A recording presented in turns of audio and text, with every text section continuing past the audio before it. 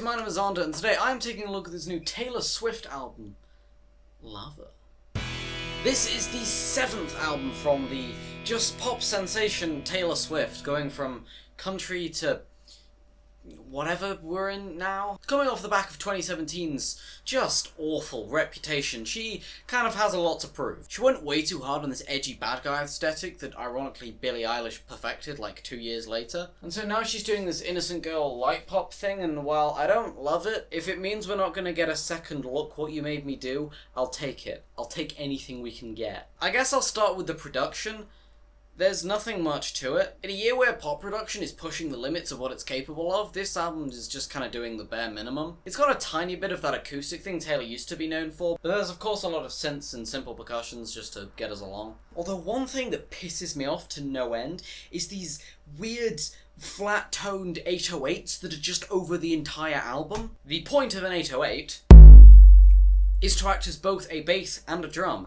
Hers acts as neither, they're just shit. And that could be okay, but her producer doesn't stop spamming them. As for her vocals, there's really little that makes her stand out. She doesn't have the sheer talent of Ariana or Adele, but I guess that's not really the point. She has a little bit of personality every now and then. There are a few sections with just her talking in a normal voice, and a slow whispery section on Miss Americana. But overall, yeah, the vocals have nothing to offer, they're boring. It's pretty safe to assume that this entire album is just riding on its songwriting. And to be honest, for the most part, it's pretty good. The first track, Forgot That You Existed, starts off great. It's a slightly narrative song, and the chorus, which starts with just the name of the song, is built into really nicely. It tells the story of what happened in her past relationship and leads into the story about how she's gotten over it. There are also some really good singular lyrics sprinkled throughout, like in Paper Rings. Like, despite the fact that her celebrity status has got her obsessed with jewelry and given her an expensive taste, a topic that is covered on The Archer, but she's not obsessed with wedding rings. They only exist to her to show that she's with the person she's with, and so would accept a paper one. And speaking of The Archer, it shows some major self-awareness that was just lacking back on Reputation. A really good lyric on that one is saying she cut off her nose to spite her face, the classic phrase, but in this way she means it literally, talking about her nose job. But sadly, I can't compliment it much more than that, because this album majorly falls victim to pop writing, in that once you've reached the midpoint of the song, there's nothing left it has to offer. With the exception of a couple like Miss Americana, it does very little to keep you engaged and oftentimes just repeats the chorus. If you're okay with that, that's cool, but to me it really ruins a lot of good songs. Like on the aforementioned Forgot That You Existed, she says, "I forgot that you," and then goes into the next verse, which starts with, "You made me popcorn." And so the chorus goes from its actual theme to, "I forgot you made popcorn," which, like, Taylor, this album is making millions. Can you not try harder with your lyrics? And this might not be too much of an issue, but considering how short a lot of the songs are, it feels like you're being introduced to an idea and then have to sit through a minute of nothingness. Maybe I'm being too negative here. I'll reiterate that there are a lot of positives, and that a lot of the ideas that she does bring up are legitimately quite good. It's just that her writing style prevents anything she does from reaching any sort of potential. And it's the elephant in the room, so I guess I'll talk about it.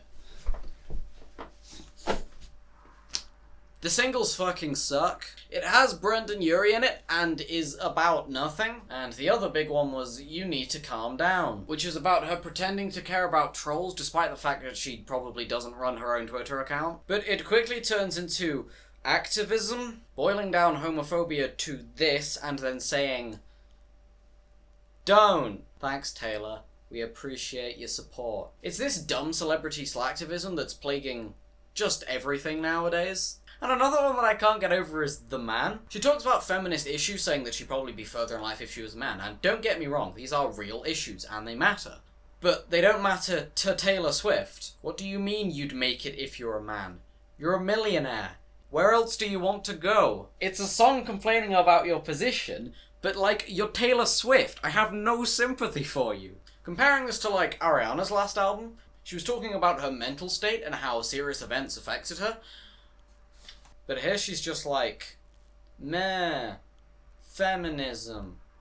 But here it feels she's just kind of waving over issues to look good, I think. Overall, this album presents some decent song ideas and some are legitimately quite entertaining. But the production doesn't have anything interesting to it, her vocals don't stand out much, and her songwriting is kneecapped by her ability to come up with new ideas. Couple that by the fact that this album is 18 tracks long. Couple that with the fact that this album is 18 tracks long, and some of these singles were just god-awful. and I seriously can't understand why this album is being rated so high. Again, don't get me wrong, it has a lot of entertaining moments. This review is probably coming off as way more negative than I intend it to. But with these issues, I really can't give it anything more than a 5 out of 10.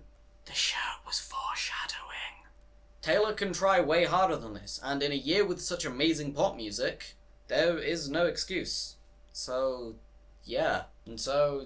Thanks for watching. If you enjoyed this video, you can subscribe and watch a video about a thing that's actually interesting. I have a catch-up video planned of albums that I haven't been able to cover just because of time. So if there's anything you want me to listen to, put it in the comments. I promise I'll at least listen to everything you guys put down there. So yeah, thanks for watching.